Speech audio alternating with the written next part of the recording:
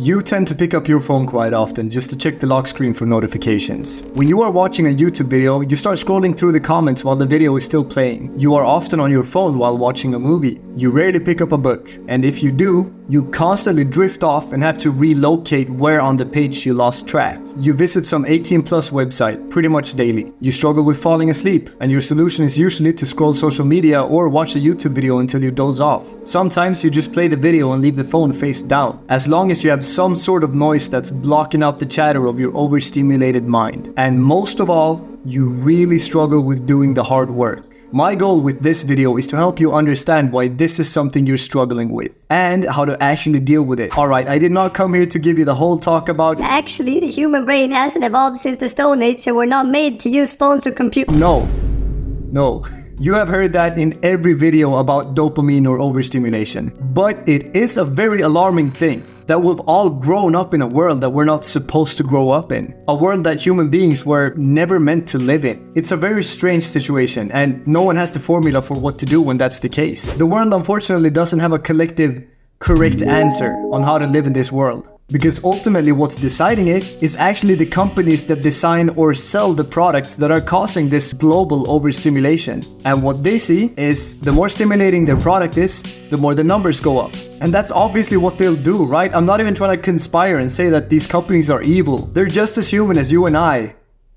Except for Mark Zuckerberg. No, but jokes aside, if your company was in the same position, you would most likely do the same thing. And most people on these companies are probably unaware as well. They haven't even dived into the fact that they're ruining the brains of the people they sell to. So the whole world at this point, every market and every field, is basically a competition to make as overstimulating products as possible. And the results of this are clearly everywhere. This unfortunately means that you were born into a world that is designed to literally ruin your brain, to overstimulate you. So it's not your fault that you're like this, but it is your responsibility. You are the only person responsible for your actions, and it is your responsibility to do something about this. If you for some reason think you're not overstimulated, then unfortunately you're probably very wrong. I rarely meet someone who is not overstimulated. If you could relate to the things that I said in the beginning of the video, you are most likely very affected, and you're deep down the dark dopamine rabbit hole. Wow, what a tongue twister. Now there is an interesting term here that easily explains why you get so obsessed with these things. In the 1950s, a zoologist noticed that birds prioritized taking care of eggs that looked like their own, even if they weren't, as long as they were bigger than the other eggs. This behavior has been noticed in many other animals, and it's called supernormal stimuli. Simply put, it refers to when an animal has an instinct that gets more triggered if the thing that triggers it gets more extreme. And this can go to a completely unrealistic level. Like for example, the cuckoo bird lays eggs in other birds' nests, and that baby is bigger than the others in that nest, so it's going to get like all the food because the mother bird of that nest gets more and more triggered to feed a baby, the wider a baby opens its mouth. Now, why am I getting into this?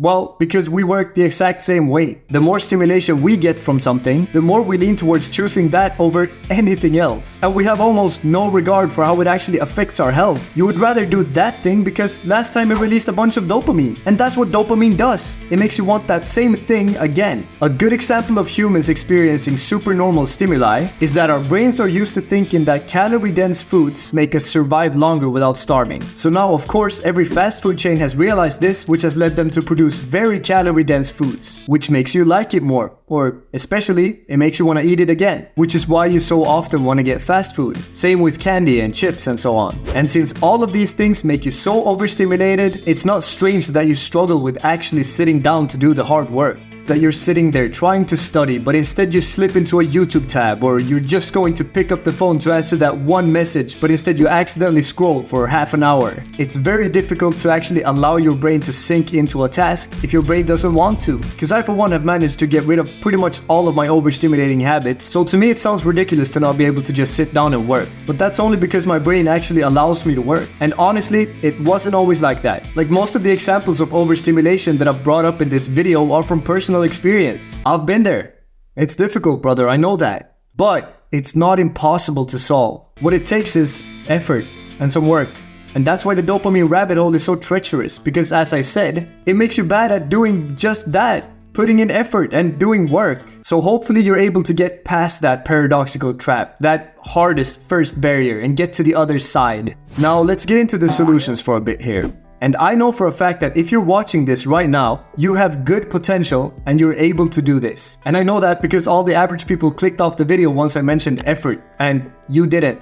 Now, the solutions are obviously different ways of working to get rid of these habits, right? To stop doing things that overstimulate you, like these for example, and instead trying to do more things like these. And one good solution is to just simply cut down on the bad ones and increase time spent on the good ones. You set rules for yourself and you cut down on the bad habits more and more each week. This is kind of a slow and stable approach, and what's good about it is that it reduces the risk of you slipping and falling right back to your old behaviors. I do, however, think there's a problem with going about it in this way, because as long as you allow some of the bad habits into your life, there will be a constant tug of war between you and your bad habits. If you spend some time on these overstimulating things every week or every day, even though you have limited them, there will always be a side of you that's being pulled towards them, because you keep subconsciously comparing the boring hard work to these more stimulating and fun things. So you will still dislike doing the hard work, but the whole issue actually goes away once you stop going, "No, just 1 hour a day of video games. Just one episode of Game of Thrones per day." If you cut the rope,